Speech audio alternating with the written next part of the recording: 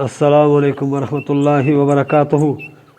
الحمدللہ رب العالمین والصلاة والسلام علی رسول اللہ، اما بعد۔ میں ہوں آصف اقبال، سول انجینئر۔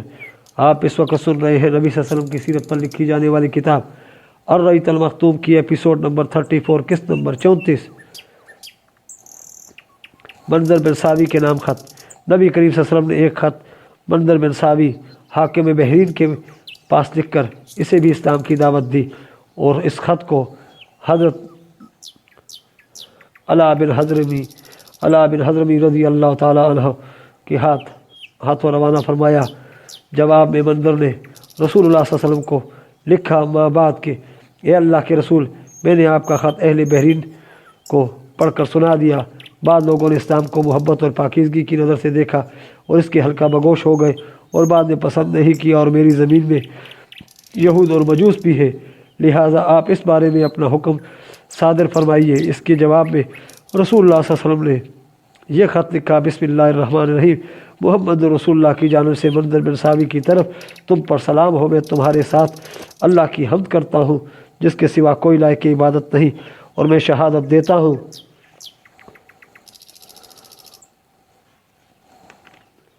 کہ محمد صلی اللہ علیہ وسلم اس کے بندے اور رسول ہیں۔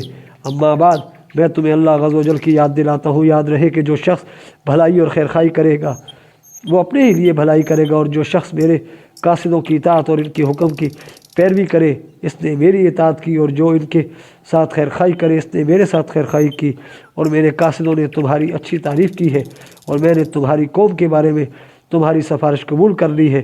لہٰذا مسلمان جس حال پر ایمان لائے ہیں انہیں اس پر چھوڑ دو، اور میں نے خطا کاروں کو معاف کر دیا ہے، لہٰذا ان سے قبول کر لو، اور جب تک تم اصلاح کی راہ اختیار کیے رہو گے ہم تمہیں تمہارے عمل سے معزول نہ کریں گے۔ اور جو یہودیت یا مجوسیت پر قائم رہے اس پر جزیہ ہے۔ نبی کریم صلی اللہ علیہ وسلم نے حوضہ بن علی حاکم یمامہ کے نام حسب ذیل خط لکھا، بسم اللہ الرحمن الرحیم، محمد رسول اللہ کی طرف سے حوضہ بن علی کی جانب، اس شخص پر سلام جو ہدایت کی پیروی کرے۔ تمہیں معلوم ہونا چاہیے کہ میرا دین اونٹوں اور گھوڑوں کی رسائی کی آخری حد تک غالب آ کر رہے گا، لہٰذا اسلام لاؤ، سالم رہو گے، اور تمہارے ماتحت جو کچھ ہے اسے تمہارے لیے برقرار رکھوں گا۔ اس خط کو پہنچانے کے لیے بحیثیت قاصد سلیط بن عمرو عامری کا انتخاب فرمایا گیا۔ حضرت سلیط اس مہر لگے ہوئے خط کو لے کر حوضہ کے پاس تشریف لے گئے تو اس نے آپ کو مہمان بنایا اور مبارکباد دی۔ حضرت سلیط رضی اللہ تعالیٰ نے اسے خط پڑھ کر سنایا تو اس نے درمیانی قسم کا جواب دیا اور نبی کریم صلی اللہ علیہ وسلم کی خدمت میں لکھا، آپ جس چیز کی دعوت دیتے ہیں اس کی بہتری اور عمدگی کا کیا پوچھنا، اور عرب پر میری ہیبت بیٹھی ہوئی ہے، اس لیے کچھ کار پروازی میرے ذمہ کر دیں، میں آپ کی پیروی کروں گا۔ اس نے حضرت سلیط کو تحائف بھی دیے اور حجر کا بنا ہوا کپڑا بھی دیا۔ حضرت سلیط یہ تحائف لے کر خدمت نبی میں واپس آئے اور تفصیلات کو گوش گزار کی۔ نبی کریم صلی اللہ علیہ وسلم نے اس کا خط پڑھ کر فرمایا، اگر وہ زمین کا ایک ٹکڑا بھی مجھ سے طلب کرے گا تو میں ایسے نہ دوں گا، وہ خود بھی تباہ ہوگا اور جو کچھ اس کے ہاتھ میں ہے وہ بھی تباہ ہوگا۔ پھر جب رسول اکرم صلی اللہ علیہ وسلم فتح مکہ سے واپس تشریف لائے تو حضرت جبرائیل علیہ السلام نے یہ خبر دی کہ حوضہ کا انتقال ہو چکا ہے۔ نبی کریم صلی اللہ علیہ وسلم نے فرمایا، سنو، یمامہ میں ایک کذاب نمودار ہونے والا ہے جو میرے بعد قتل کیا جائے گا۔ ایک کہنے والے نے کہا، یا رسول اللہ، اسے کون قتل کرے گا؟ آپ نے فرمایا، تم اور تمہارے ساتھی، اور واقعتاً ایسا ہی ہوا۔ حارث بن ابی شمر غسانی حاکم دمشق کے نام خط۔ نبی کریم صلی اللہ علیہ وسلم نے اس کے پاس ذیل کا خط رقم فرمایا، بسم اللہ الرحمن الرحیم، محمد رسول اللہ کی طرف سے حارث بن ابی شمر کے طرف، اس شخص پر سلام جو ہدایت کی پیروی کرے اور ایمان لائے اور تصدیق کرے۔ میں تمہیں دعوت دیتا ہوں کہ اللہ پر ایمان لاؤ جو تنہا ہے اور جس کا کوئی شریک نہیں، اور تمہارے لیے تمہاری بادشاہت باقی رہے گی۔ یہ خط قبیلہ اسد بن خزیمہ سے تعلق رکھنے والے ایک صحابی حضرت شجاع بن وہب کے بدست روانہ کیا گیا، جس سے جب انہوں نے یہ خط حارث کے حوالے کیا تو اس نے کہا، مجھ سے میری بادشاہت کون چھین سکتا ہے؟ میں نے اس پر یلغار کرنے ہی والا ہوں اور اسلام نہ لایا۔ نبی کریم صلی اللہ علیہ وسلم نے ایک خط शाह ओमान जैफर और इसके भाई अब्द के नाम लिखा। इन दोनों के वालिद का नाम जलंदी था। ख़त का मज़मून बिस्मिल्लाहिर्रहमानिर्रहीम मोहम्मद बिन अब्दुल्ला की जानब से जलंदी के दोनों साहबजादों जैफर और अब्द के नाम, इस शख्स पर सलाम जो हिदायत की पैरवी करे। अम्मा बाद मैं तुम दोनों को इस्लाम की दावत देता हूँ। इस्लाम लाओ, सलामत रहोगे, क्योंकि मैं तमाम इंसानों की जानिब अल्लाह का रसूल हूँ, ताकि जो ज़िंदा है उसे अंजाम ख़तर से आगाह कर दूँ और काफिरीन पर कोले बरहक हो जाए। अगर तुम दोनों इस्लाम का इकरार कर लोगे तो तुम ही दोनों को वाली और हाकिम बनाऊँगा, और अगर तुम दोनों ने इस्लाम का इकरार करने से गुरेज किया तो तुम्हारी बादशाहत ख़त्म हो जाएगी, तुम्हारी ज़मीन पर घोड़ों की यलगार होगी और तुम्हारी बादशाहत पर मेरी नबूवत गालिब आ जाएगी। इस ख़त को ले जाने के लिए एलची की हैसियत से हज़रत अम्र बिन आस रज़ी अल्लाह ताला अन्हा का इंतखाब अमल में आया। इनका बयान है कि मैं रवाना होकर अमान पहुँचा और अब से मुलाकात की। दोनों भाइयों में ये ज़्यादा दूर अंदेश और नरम खू था। मैंने कहा, मैं तुम्हारे पास और तुम्हारे भाई के पास रसूलुल्लाह सल्लल्लाहु अलैहि वसल्लम का एलची बनकर आया हूँ। इसने कहा, मेरा भाई उमर और बादशाहत दोनों में मुझसे बड़ा और मुझ पर मुकद्दम है, इसलिए मैं तुमको इसके पास पहुँचा देता हूँ कि वो तुम्हारा ख़त पढ़ ले। इसके बाद इसने कहा, अच्छा तुम दावत किस बात की देते हो? मैंने कहा, हम एक अल्लाह की तरफ बुलाते हैं जो तन्हा है, जिसका कोई शरीक नहीं, और हम कहते हैं कि इसके अलावा जिसकी पूजा की जाती है इसे छोड़ दो, और ये गवाही दो कि मोहम्मद सल्लल्लाहु अलैहि वसल्लम अल्लाह के बंदे और रसूल है। अब ने कहा, ए उमरू, तुम अपनी कौम के सरदार के साहबजादे हो, बताओ तुम्हारे वालिद ने क्या किया, क्योंकि हमारे लिए इसका तर्ज अमल लायक इत्बा होगा। मैंने कहा, वो मोहम्मद सल्लल्लाहु अलैहि वसल्लम पर ईमान लाए बगैर वफ़ात पा गए, लेकिन मुझे हसरत है कि काश उन्होंने इस्लाम कबूल किया होता और आपकी तस्दीक की होती। मैं ख़ुद भी उन्हीं की राय पर था, लेकिन अल्लाह ने मुझे इस्लाम की हिदायत दे दी। अब ने कहा, तुमने कब इनकी पैरवी की? मैंने कहा, अभी जल्द ही। इसने दरियाफ़्त किया, तो किस जगह इस्लाम लाए? मैंने कहा, नजाशी के पास, और बताया कि नजाशी भी मुसलमान हो चुका है। अब ने पूछा, इसकी कौम ने इसकी बादशाहत का क्या किया? मैंने कहा, उसे बरकरार रखा और उसकी पैरवी की। इसने कहा, अस्कफ़ और रहबों ने भी इसकी पैरवी की? मैंने कहा, हाँ। अब ने कहा, ए अमरू, देखो क्या कह रहे हो, क्योंकि आदमी कोई भी खस्तत झूठ से ज़्यादा रस्वाकुल नहीं। मैंने कहा, मैं झूठ नहीं कह रहा हूँ और ना हम इसे हलाल समझते हैं। अब ने कहा, मैं समझता हूँ हरकल को नजाशी के इस्लाम लाने का इल्म नहीं। मैंने कहा, क्यों नहीं? अब ने कहा, तुम्हें ये बात कैसे मालूम? मैंने कहा, नजाशी हरकल को खिराज अदा किया करता था, लेकिन जब इसने इस्लाम कबूल किया और मोहम्मद सल्लल्लाहु अलैहि वसल्लम की तस्दीक की तो बोला, खुदा की कसम, अगर वो मुझसे एक दरहम भी मांगेगा तो मैं ना दूंगा। और जब इसकी इत्तला हरकल को हुई, इसके भाई जन्नाक ने कहा, क्या तुम अपने ग़ुलाम को छोड़ दोगे, वो तुम्हें खिराज न दे और तुम्हारे बजाय एक दूसरे शख्स का नया दीन इख्तियार कर ले? हरकल ने कहा, एक आदमी है जिसने एक दीन को पसंद किया और इसे अपने लिए इख्तियार कर लिया, अब मैं इसका क्या कर सकता हूँ? खुदा की कसम, अगर मुझे अपनी बादशाहत की हिरस न होती तो मैं भी वही करता जो उसने किया है। अब ने कहा, उमरू, देखो क्या कह रहे हो? मैंने कहा, वल्लाह मैं तुमसे सच कह रहा हूँ। अब ने कहा, अच्छा मुझे बताओ वो किस बात का हुक्म देते हैं और किस चीज़ से मना करते हैं? मैंने कहा, अल्लाह अज़्ज़ व जल की इताअत का हुक्म देते हैं और इसकी नाफरमानी से मना करते हैं, नेकी और सिला रहमी का हुक्म देते हैं, जुल्म व ज़्यादती, ज़नाकारी, शराबखोरी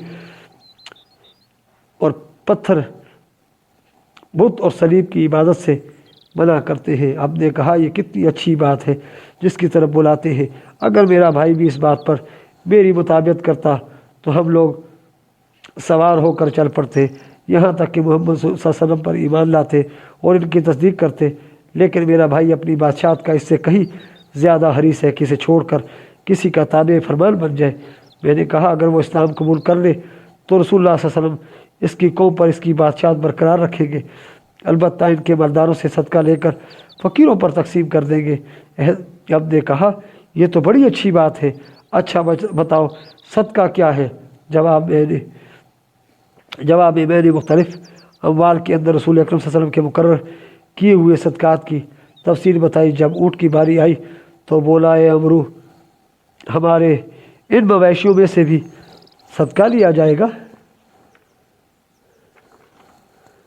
مویشیوں میں سے بھی صدقہ لیا جائے گا جو خود ہی درخت چر لیتے ہیں؟ میں نے کہا ہاں۔ آپ نے کہا واللہ میں نہیں سمجھتا کہ میری قوم اپنے ملک کی وسعت اور تعداد کی کثرت کے باوجود اس کی مان لے گی۔ حضرت عمرو بن عاص کا بیان ہے کہ میں اس کی ڈیوڑی میں چند دن ٹھہرا اور وہ اپنے بھائی کے پاس جا کر میری ساری باتیں بتاتا رہتا تھا۔ پھر ایک دن اس نے مجھے بلایا اور میں اندر داخل ہوا۔ جوابداروں نے میرے بازو پکڑ لیے۔ اس نے کہا چھوڑ دو، اور مجھے چھوڑ دیا گیا۔ میں نے بیٹھنا چاہا تو جوابداروں نے مجھے بیٹھنے نہ دیا۔ میں نے بادشاہ کی طرف دیکھا۔ اس نے کہا اپنی بات کہو۔ میں نے سر بہر خط اس کے حوالے کر دیا۔ اس نے مہر توڑ کر خط پڑھا۔ جب پورا خط پڑھ چکا تو اپنے بھائی کے حوالے کر دیا۔ بھائی نے بھی اسی طرح پڑھا، مگر میں نے دیکھا کہ اس کا بھائی اس سے زیادہ نرم دل ہے۔ بادشاہ نے پوچھا مجھے بتاؤ قریش نے کیا روش اختیار کی ہے؟ میں نے کہا سب ان کی اطاعت گزار ہو گئے ہیں، کوئی دین سے رغبت کی بنا پر اور کوئی تلوار سے خوف زدہ ہو کر۔ بادشاہ نے پوچھا ان کے ساتھ کون لوگ ہیں؟ میں نے کہا سارے لوگ ہیں، انہوں نے اسلام کو برضات تو رغبت قبول کر لیا اور اسے تمام دوسری چیزوں پر ترجیح دی۔ انہیں اللہ کی ہدایت اور اپنی عقل کی رہنمائی سے یہ معلوم ہو گئی کہ وہ گمراہ تھے۔ اب اس علاقہ میں نہیں جانتا کہ تمہارے سوا کوئی اور باقی رہ گیا، اور اگر تم نے اسلام قبول نہ کیا اور محمد صلی اللہ علیہ وسلم کی پیروی نہ کی تو تمہیں سوار روند ڈالیں گے اور تمہاری ہریالی کا صفایا کر دیں گے۔ اس لیے اسلام قبول کر لو، سلامت رہو گے، اور رسول اکرم صلی اللہ علیہ وسلم تم کو تمہاری قوم کا حکمران بنا دیں گے۔ تم پر نہ سوار داخل ہوں گے نہ پیادے۔ بادشاہ نے کہا مجھے آج چھوڑ دو اور کل پھر آؤ۔ اس کے بعد میں اس کے بھائی کے پاس واپس آ گیا۔ اس نے کہا امرو مجھے امید ہے کہ اگر بادشاہت کی حرص غالب نہ آئی تو وہ اسلام قبول کر لے گا۔ اور دوسرے دن پھر بادشاہ کے پاس گیا، لیکن اس نے اجازت دینے سے انکار کر دیا۔ اس لیے میں اس کے بھائی کے پاس واپس آ گیا اور بتایا کہ بادشاہ تک میری رسائی نہ ہو سکی۔ بھائی نے مجھے اس کے یہاں پہنچا دیا۔ اس نے کہا میں نے تمہاری دعوت پر غور کیا، اگر میں بادشاہ ایک ایسے آدمی کے حوالے کر دوں جس کے شاہ سوار یہاں پہنچے بھی نہیں، تمہیں عرب میں سب سے کمزور سمجھا جاؤں گا، اور اگر اس کے شاہ سوار یہاں پہنچ آئے تو ایسا رن پڑے گا کہ انہیں بھی کبھی اس سے سابقہ نہ پڑا ہوگا۔ میں نے کہا اچھا تو میں کل واپس جا رہا ہوں۔ جب اسے میری واپسی کا یقین ہو گیا، اس نے بھائی سے خلوت میں بات کی اور بولا یہ پیغمبر جن پر غالب آ چکا ہے ان کے مقابل ہماری کوئی حیثیت نہیں، اور اس نے جس کسی کے پاس بھی پیغام بھیجا ہے اس نے دعوت قبول کر لی ہے۔ لہٰذا دوسرے دن صبح ہی مجھے بلوایا گیا، اور بادشاہ اور اس کے بھائی دونوں نے اسلام قبول کر لیا اور نبی صلی اللہ علیہ وسلم کی تصدیق کی، اور صدقہ وصول کرنے اور لوگوں کے درمیان فیصلے کرنے کے لیے مجھے آزاد چھوڑ دیا۔ اور جس کسی نے میری مخالفت کی اس کے خلاف میرے مددگار ثابت ہوئے۔ اس واقعہ کے سیاق و سباق سے معلوم ہوتا ہے کہ بقیہ بادشاہوں کی بنسبت ان دونوں کے پاس خط کی روانگی خاصی تاخیر عمل میں آئی تھی۔ غالباً یہ فتح مکہ کے بعد کا واقعہ ان خطوط کے ذریعے نبی کریم صلی اللہ علیہ وسلم نے اپنی دعوت روئے زمین کے بیشتر بادشاہوں تک پہنچا دی۔ اس کے جواب میں کوئی ایمان لایا تو کسی نے کفر کیا، لیکن اتنا ضرور ہوا کہ کفر کرنے والوں کی توجہ بھی اس جانب مبذول ہو گئی، اور ان کے نزدیک آپ صلی اللہ علیہ وسلم کا دین اور آپ صلی اللہ علیہ وسلم کا نام ایک جانی پہچانی چیز بن گیا۔ صلح حدیبیہ کے بعد کی فوجی سرگرمیاں۔ یہ غزوہ در حقیقت بنو قرارہ کی ایک ٹکڑی کے خلاف جس نے رسول اکرم صلی اللہ علیہ وسلم کے مویشیوں پر ڈاکہ ڈالا تھا تعاقب سے عبارت ہے۔ حدیبیہ کے بعد اور خیبر سے پہلے یہ پہلا اور واحد غزوہ ہے جو رسول اکرم صلی اللہ علیہ وسلم کو پیش آیا۔ امام بخاری نے اس کا باب منعقد کرتے ہوئے بتایا ہے کہ یہ خیبر سے صرف 3 روز پہلے پیش آیا تھا، اور یہی بات اس غزوے کی خصوصی کارپرواز حضرت سلمہ بن عقور رضی اللہ تعالیٰ سے بھی مروی ہے۔ ان کی روایت صحیح مسلم میں دیکھی جا سکتی ہے۔ جمہور اہل مغازی کہتے ہیں کہ یہ واقعہ صلح حدیبیہ سے پہلے کا ہے، لیکن جو بات صحیح میں بیان کی گئی ہے اہل مغازی کے بیان کے مقابل وہی زیادہ صحیح ہے۔ اس غزوہ کی ہیرو حضرت سلمہ بن عقور رضی اللہ تعالیٰ عنہ سے جو روایت مروی ہے، ان کا خلاصہ یہ ہے کہ نبی کریم صلی اللہ علیہ وسلم نے اپنے 2 دھیل اونٹنیاں اپنے غلام رباح اور ایک چرواہے کے ہمراہ چرنے کے لیے بھیجی تھی، اور میں بھی ابو طلحہ کا گھوڑا لیے ان کے ساتھ تھا کہ اچانک صبح دم عبد الرحمن فرازی نے اونٹنیوں پر چھاپا مارا اور ان سب کو ہانک لے گیا اور چرواہے کو قتل کر دیا۔ میں نے کہا، رباح، یہ گھوڑا لو، اسے ابو طلحہ تک پہنچا دو اور رسول اکرم صلی اللہ علیہ وسلم کو خبر کر دو، اور خود وہی میں نے ایک ٹیلے پر کھڑے ہو کر مدینہ کی طرف رخ کیا اور 3 بار پکار لگائی، یا صباح، ہائے صبح کا حملہ۔ پھر میں حملہ آوروں کے پیچھے چل نکلا، ان پر تیر برساتا جاتا اور رج چرتا جاتا۔ انا بالاکوہ والیوم یوم رزء، میں اکو کا بیٹا ہوں اور آج کا دن دودھ پینے والے کا دن ہے، یعنی آج پتہ لگ جائے گا کس کس نے اپنی ماں کا دودھ پیا ہے۔ سلمہ بن اکو کہتے ہیں کہ بخدا میں انہیں مسلسل تیروں سے چھلنی کرتا رہا، جب کوئی سوار میری طرف پلٹ کر آتا تو میں کسی درخت کی اوٹ میں بیٹھ جاتا، پھر اسے تیر مار کر زخمی کر دیتا، یہاں تک کہ جب یہ لوگ پہاڑ کے تنگ راستے میں داخل ہوئے تو میں پہاڑ پر چڑھ گیا اور پتھروں سے ان کی خبر لینے لگا۔ اس طرح میں نے مسلسل ان کا پیچھا کیے رکھا، یہاں تک کہ رسول اکرم صلی اللہ علیہ وسلم کی جتنی بھی اونٹنیاں تھیں میں نے سب کی سب اپنے پیچھے چھوڑ گیا۔ ان لوگوں نے میرے لیے ان سب کو آزاد چھوڑ دیا، لیکن میں نے پھر بھی ان کا پیچھا جاری رکھا اور ان پر تیر برساتا رہا، یہاں تک کہ بوجھ کم کرنے کے لیے انہوں نے 30 سے زیادہ چادریں اور 30 سے زیادہ نیزے پھینک دیے۔ وہ لوگ جو کچھ بھی پھینکتے تھے میں اس پر بطور نشان تھوڑے سے پتھر ڈال دیتا تھا تاکہ رسول اکرم صلی اللہ علیہ وسلم ان کے رفقا پہچان لیں کہ یہ دشمن سے چھنا ہوا مال ہے۔ اس کے بعد وہ لوگ ایک گھاٹی کے تنگ موڑ پر بیٹھ کر دوپہر کا کھانا کھانے لگے۔ میں بھی ایک چوٹی پر جا بیٹھا، یہ دیکھ کر ان کے 4 آدمی پہاڑ پر چڑھ کر میری طرف آئے۔ جب اتنے قریب آ گئے کہ بات سن سکے تو میں نے کہا، تم لوگ مجھے پہچانتے ہو؟ میں سلمہ بن اکو ہوں، تم میں سے جس کسی کے پیچھے دوڑوں گا بے دھڑک پا لوں گا، اور جو کوئی میرے پیچھے دوڑے گا ہرگز نہ پا سکے گا۔ میری یہ بات سن کر چاروں واپس چلے گئے اور میں اپنی جگہ جمع رہا، یہاں تک کہ میں نے رسول اکرم صلی اللہ علیہ وسلم کے سواروں کو دیکھا کہ درختوں کے درمیان سے چلے آ رہے ہیں۔ سب سے آگے اخرم تھے اور ان کے پیچھے ابو قتادہ اور ان کے پیچھے مقداد بن اسود۔ وہاں پر پہنچ کر عبد الرحمن اور حضرت اخرم میں ٹکر ہوئی۔ حضرت اخرم نے عبد الرحمن کے گھوڑے کو زخمی کر دیا، لیکن عبد الرحمن نے نیزہ مار کر حضرت اخرم کو قتل کر دیا اور ان کے گھوڑے پر جا بیٹھا، مگر اتنے میں حضرت ابو قتادہ رضی اللہ تعالیٰ عبد الرحمن کے سر پر جا پہنچے اور اسے نیزہ مار کر قتل کر دیا۔ بقیہ حملہ آور پیٹ پھیر کر بھاگے اور ہم نے انہیں کھدیڑنا شروع کر دیا۔ میں ان کے پیچھے پیدل دوڑتا رہا۔ سورج ڈوبنے سے کچھ پہلے ان لوگوں نے اپنا رخ ایک گھاٹی کی طرف موڑا جس میں قبروک نام کا ایک چشمہ تھا۔ یہ لوگ پیاسے تھے اور وہاں پانی پینا چاہتے تھے، لیکن میں نے انہیں چشمے سے پرے ہی رکھا اور وہ قطرہ بھی نہ چکھ سکے۔ رسول اکرم صلی اللہ علیہ وسلم اور شاہ سوار صحابہ دن ڈوبنے کے بعد میرے پاس پہنچے۔ میں نے عرض کیا، یا رسول اللہ صلی اللہ علیہ وسلم، یہ سب پیاسے تھے، اگر مجھے 100 آدمی دے دیں تو میں زین سمیت ان کے تمام گھوڑے چھین لوں گا اور ان کی گردنیں پکڑ کر حاضر خدمت کر دوں گا۔ آپ نے فرمایا، کو کے بیٹے، تم قابو پا گئے ہو، اب ذرا نرمی برتو۔ پھر آپ صلی اللہ علیہ وسلم نے فرمایا کہ اس وقت بنو غطفان میں ان کے مہمان نوازی کی جا رہی ہے۔ اس غزوے پر رسول اکرم صلی اللہ علیہ وسلم نے تبصرہ کرتے ہوئے فرمایا، آج ہمارے سب سے بہتر شاہ سوار ابو قتادہ اور سب سے بہتر پیادہ سلمہ ہے، اور آپ نے مجھے 2 حصے دیے، ایک پیادہ کا حصہ اور ایک سوار کا، ایک شاہ سوار کا حصہ، اور مدینے واپس ہوتے ہوئے مجھے یہ شرف بخشا کہ ابو عصبہ نامی اونٹنی پر اپنے پیچھے سوار فرما لیا۔ اس غزوے کے دوران رسول اللہ صلی اللہ علیہ وسلم نے مدینہ کا انتظام حضرت ابن ام مکتوم کو سونپا تھا، اور اس غزوے کا پرچم حضرت مقداد بن عمر رضی اللہ تعالیٰ عنہ کو عطا فرمایا۔ غزوہ خیبر اور غزوہ وادی القرہ، محرم 7 ہجری، خیبر مدینہ کے شمال میں تقریباً 100 میل کے فاصلے پر ایک بڑا شہر تھا۔ یہاں قلعے بھی تھے اور کھیتیاں بھی۔ اب یہ ایک بستی رہ گئی ہے۔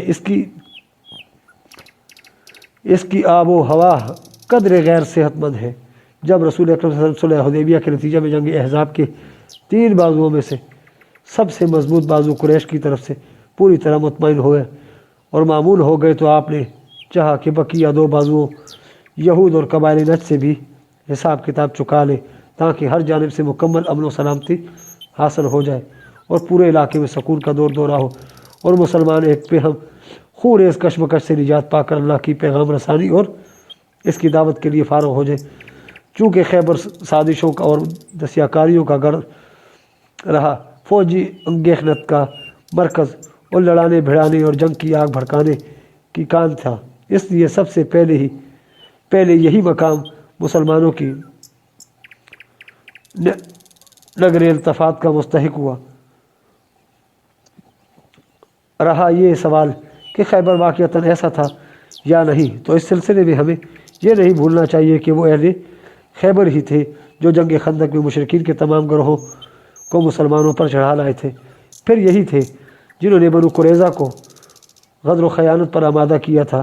نیز یہی تھے جنہوں نے اسلامی معاشرے کے 5ویں کالم منافقین سے اور جنگ احزاب کے 3ویں بازو بنو غطفان اور بدوؤں سے رابطہ قائم کر رکھا تھا اور خود بھی جنگ کی تیاریاں کر رہے تھے اور اپنی ان کارروائیوں کے ذریعے مسلمانوں کو آزمائشوں میں ڈال رکھا تھا، یہاں تک کہ نبی کریم صلی اللہ علیہ وسلم کو بھی شہید کرنے کا پروگرام بنا لیا تھا۔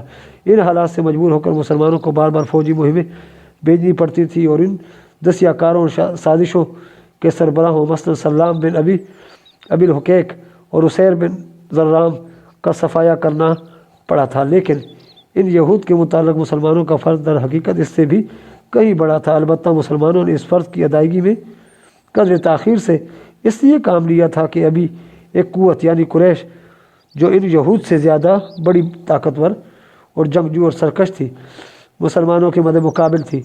اس لیے مسلمان اسے نظر انداز کر کے یہود کا رخ نہیں کر سکتے تھے۔ لیکن جو ہی قریش کے ساتھ اس معاذرائی کا خاتمہ ہوا، ان مجرم یہودیوں کے محاسبہ کے لیے فضا صاف ہو گئی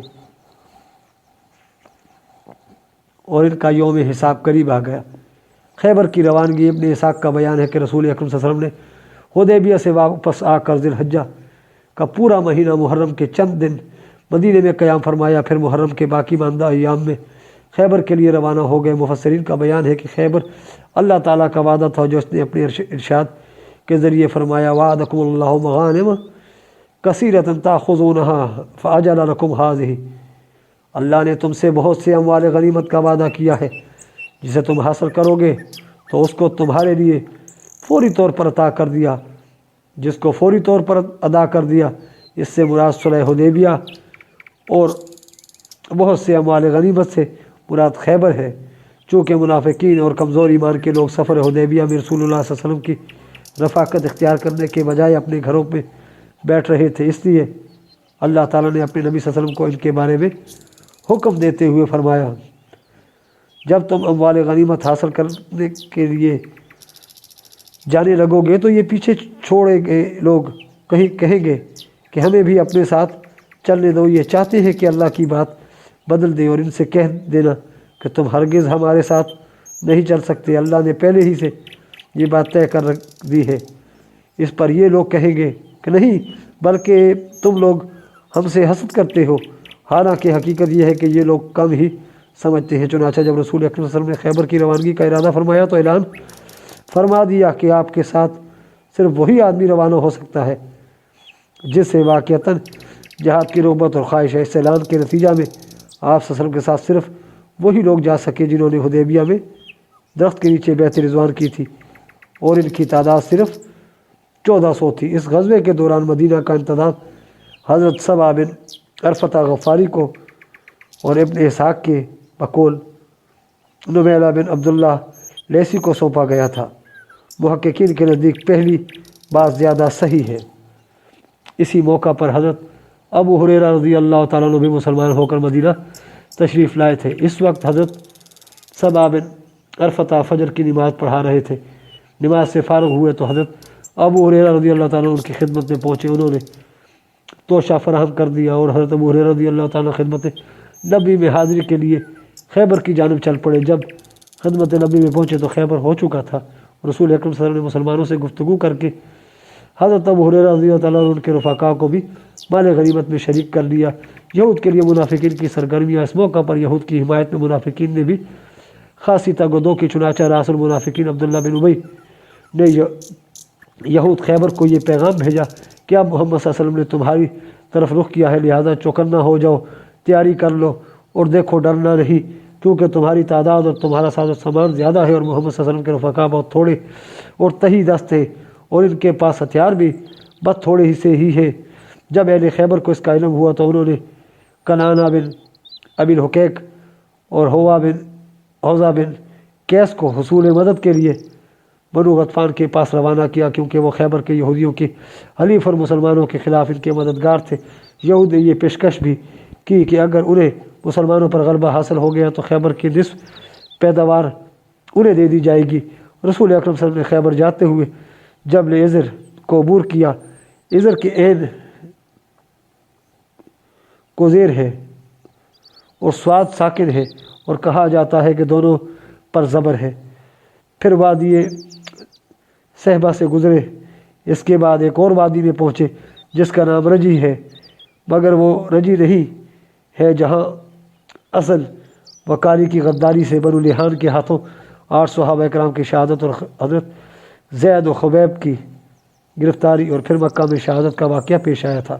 رجی سے بنو غطفان کی آبادی صرف 1 دن اور 1 رات کی دوری پر واقع تھی، اور بنو غطفان نے تیار ہو کر یہود کی امداد کے لیے خیبر کی راہ لی تھی، لیکن اثناء راہ میں انہیں اپنے پیچھے کچھ شور و شغب سنائی پڑا تو انہوں نے سمجھا کہ مسلمانوں نے ان کے بال بچوں اور مویشیوں پر حملہ کر دیا ہے، اس لیے وہ واپس پلٹ گئے اور خیبر کو مسلمانوں کے لیے آزاد چھوڑ دیا۔ اس کے بعد رسول اکرم صلی اللہ علیہ وسلم نے ان دونوں ماہرین راہ کو بلایا جو لشکر کو راستہ بتانے پر مامور تھے۔ ان میں سے ایک کا نام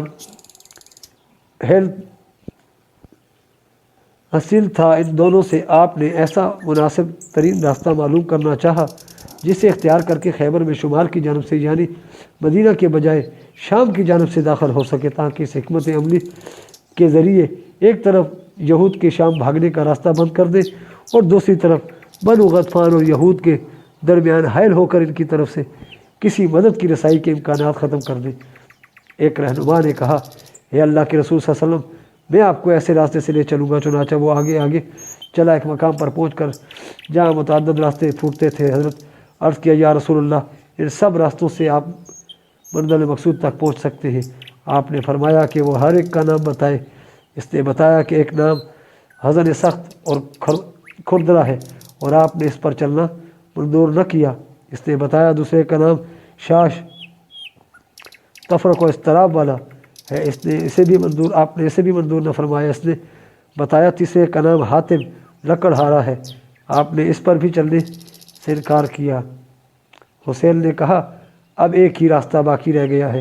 حضرت عمر نے فرمایا، اس کا نام کیا ہے؟ حسین نے کہا، مرحب کشادگی۔